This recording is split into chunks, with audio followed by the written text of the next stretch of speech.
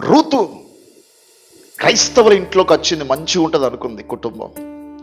ప్రార్థనలు కదా, క్రైస్తవుల గృహం కదా, బెత్లెహేము నుండి వచ్చారు కదా, తండ్రి ఇంటి నుండి వచ్చారు కదా, బాగుంటుంది కుటుంబం అని అడుగు పెట్టింది. అయిపోయింది మొత్తం.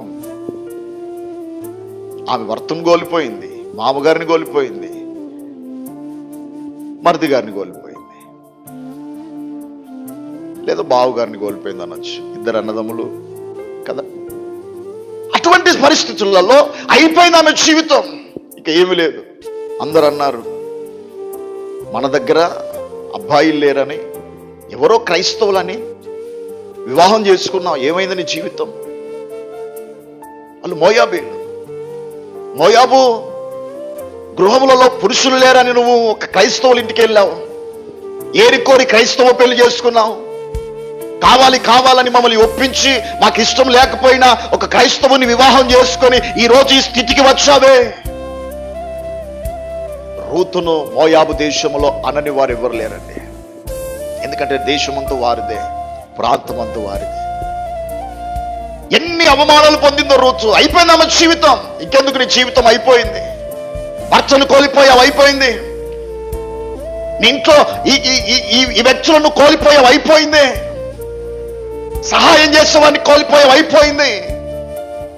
క్రైస్తవుల ఇంట్లో నువ్వు చేరావు కదా, ఈ క్రైస్తవుల ఇంట్లో ఈరోజు నీకు సమాధానం లేదు, నీ జీవితం అయిపోయింది అని రూతు ఇంట్లో ఉన్న తల్లిదండ్రులు, బంధువులు, ఇరుగు పొరుగు వారందరూ కూడా రూతును అవమానపరుస్తూ, హేళన చేస్తూ, దూషిస్తూ చాలా భయానకమైన ఇబ్బందులు పెడుతున్నారు. అయిపోయింది అనుకుంది ఆమె జీవితం. ఒకరోజు అత్తమ్మ పిలిచి, అమ్మా ఇక నేను మా దేశానికి వెళ్తున్నా, మీరు మీ తండ్రి ఇంటికి వెళ్ళండి అంటే, ఇద్దరు వస్తా అన్నారు. సగం దూరం వెళ్ళారు.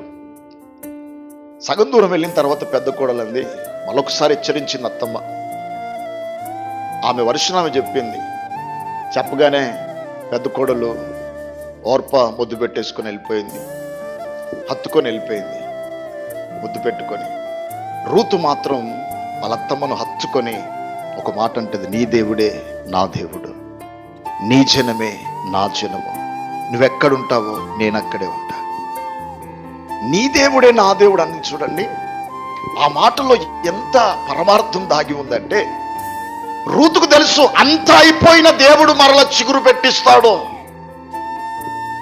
మరలా దేవుడు నా జీవితాన్ని ఆశీర్వదిస్తాడు, మరలా దేవుడు నా జీవితాన్ని లేవనెత్తగలడు.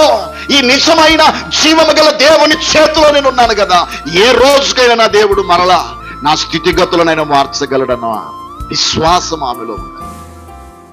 బెత్లెహేములో అడుగు పెట్టారు అత్త కోడళ్ళు. తెల్లారి అంత శుభ్రం చేసుకుని ఇక భోజనానికైనా అప్పుడు ఎవల కోత టైంలో అడుగు పెట్టారు. ఒక్క పొలంలో అడుగుపెట్టి పరిగెడుతుంది వెనకాల. ఎవల కోత వారు కోస్తూ ఉంటే వెనకాల పరిగెడుతుంటే ఆ పొలము బోయాజుది. బోయాజు పొలం గట్టుకొచ్చాడు. ఎవరి చిన్నది? అయ్యా పలానా పలానా పలానా అన్ని చెప్పారు. ఇక మీరు ఏమనద్దు ఆమెను. ఆమె దగ్గరికి వెళ్ళాడమ్మా, నువ్వు వేరొక పొలానికి వెళ్ళొద్దు, ఈ పొలంలోనే ఉండి నువ్వు పరిగెరుకో, నువ్వు కావలసినంత సమకూర్చుకో అని ఆమెకు చెప్పాడు.